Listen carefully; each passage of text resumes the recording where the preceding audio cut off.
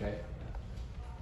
Allora, Agrigento si è regalato questo derby di Natale, ritorna al successo dal 2018 che non vinceva il derby, circa 6 partite se non ricordo male, esclusi naturalmente 2 anni di Serie B, ritorna prepotentemente in zona playoff e poi centra l'obiettivo delle 2 vittorie casalinghe consecutive. Si chiude un 2022 strepitoso, compresa anche la promozione, ritorno in A2. Coach, meglio di così?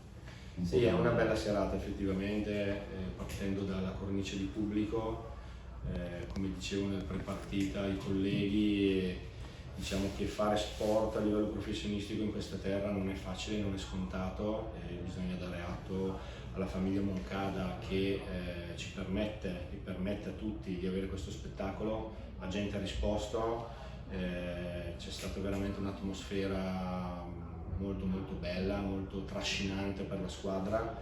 Per quanto riguarda invece la partita, sapevamo che sarebbe stata una partita difficile e così è stato, siamo partiti contratti, sentivamo il peso anche dell'essere così quasi costretti a vincere, perché erano 2 punti per noi fondamentali per la classifica. Era un derby, erano 7 le partite ufficiali di fila che la Fortitudo Agrigento non vinceva contro Trapani. Arrivavamo da un buon momento, queste cose tutte insieme ci hanno un po' caricato di responsabilità, abbiamo fatto fatica a scioglierci offensivamente, chiaramente anche per meriti dei nostri avversari che hanno preparato molto bene la loro transizione difensiva.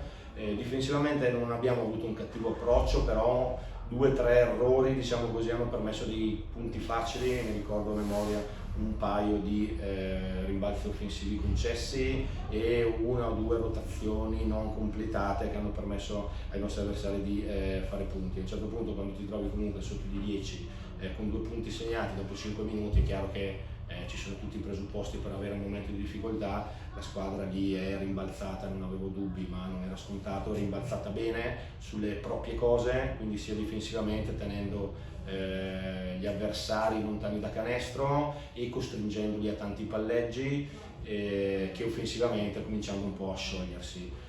La differenza l'hanno fatta i 23 punti subiti in totale nel secondo e nel terzo quarto.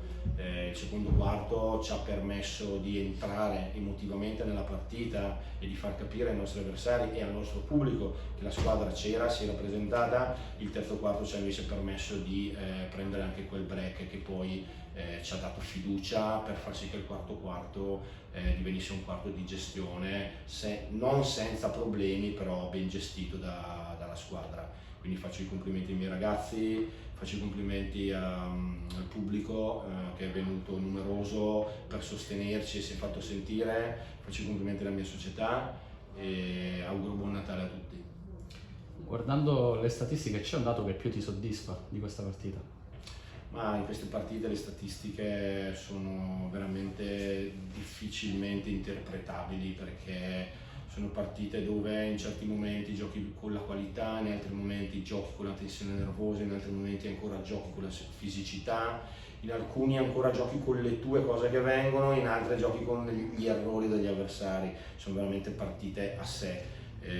Sono contento di tutti i ragazzi. È chiaro che poi le statistiche dicono che Francis ha preso 10 rimbalzi, che Chiarastella è stato in campo ancora 40 minuti senza avere cali, che Grande a un certo punto ha acceso il fuoco, permettendoci di rimanere sempre a distanza creata dalla squadra, che Marfo in 24 minuti ha prodotto comunque 14 punti, che Costi è stato solido sulle 2 metà del campo, che Peterson è stato un degno sostituto di Marfo nei momenti che abbiamo avuto bisogno di lui, facendo delle difese contro i loro piccoli che non so in quanti abbiano notato, ma sono state veramente determinanti.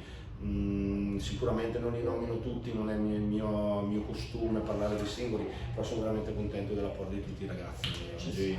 Oggi sono stati davvero bravi. Ci sono tanti spunti, Marco ad esempio che veramente cresce di partita in partita, potrebbe esserne uno, però io mi soffermerei su due aspetti. Intanto vorrei chiederti che differenza trovi, perché Pallamoncala noi abbiamo visto tutti, è diventato un fattore, se sono accorti soprattutto gli avversari, e del resto anche stasera la Parente l'ha sottolineato qui in sala stampa. Che differenza trovi tra la tua precedente esperienza qui ad Agrigento e questa nuova esperienza, e poi ti chiedo, ti aspettavi a questo punto della stagione di trovarti in zona playoff con questo Sì, torneo? allora la differenza, sicuramente il pubblico di Agrigento è sempre stato un pubblico caloroso. Quando arrivai dopo l'ultimo anno delle Racciani, dove l'anno prima comunque non si erano raggiunti, nonostante un periodo delle annate strepitoso ovviamente, non si erano raggiunti i playoff, la gente qui, la Sicilia, voi la conoscete meglio di me, sono persone umorali, che stanno un pochettino anche dietro a quelli che sono i risultati, un po' come in tutte le piazze, quindi avevo trovato attenzione ma non tutto questo calore che era poi cresciuto con i risultati. Quest'anno è stato diverso perché noi eravamo da un campionato, seppur di Serie B vinto, un campionato vinto è sempre una cosa difficile e che crea tanto entusiasmo. Quindi siamo partiti già con diverso pubblico a livello di numeri, però magari un pubblico un pochettino di più con la puzza sotto il naso rispetto a quella che trovai 3 anni fa, cioè un po' più improntato alla critica o al giudizio. Devo dire che l'atteggiamento dei ragazzi in campo alla fine hanno fugato ogni dubbio e di conseguenza questo mettere insieme il numero del pubblico che è aumentato dopo la vittoria e l'attaccamento a un gruppo che veramente lotta al di là dei limiti ha fatto sì che adesso il pubblico sia veramente un pubblico che fa la differenza. Mi collego invece alla seconda domanda, questa è una squadra che sicuramente ha dei limiti. Noi finché giocheremo sapendo e conoscendo i nostri limiti saremo una squadra sempre difficile da affrontare. Può essere che a livello individuale questa cosa magari vada un pochettino a scemare durante la stagione perché i risultati ti danno consapevolezza, ma nei ragazzi, nei giocatori che sono ragazzi giovani può dare anche un pochettino di arroganza. Lavoreremo per far sì che questo non accada, perché comunque l'umiltà fa parte del nostro DNA e mi aspettavo di essere qui, non mi aspettavo niente. Io dico dal primo giorno al mio staff e ai miei giocatori contro chi giochiamo domenica, ecco, la nostra testa arriva lì. Quindi rispetto a quello che stai dicendo adesso, sarà un giro di ritorno da scoprire partita per partita o ci sarà qualcos'altro che aggiungerà in questo 2023? Ma assolutamente, non ci possiamo permettere diversamente. Noi il 4 gennaio, il 3 gennaio voleremo per giocare una partita il giorno dopo contro la Vanoli Cremona, che è effettivamente una squadra molto molto forte, attrezzata per il salto di categoria.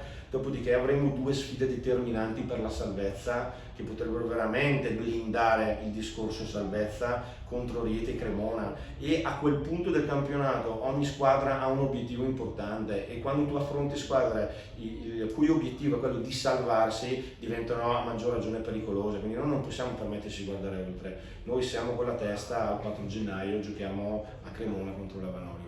Grazie coach. Grazie. Prego, buon Natale a tutti. Buon Natale.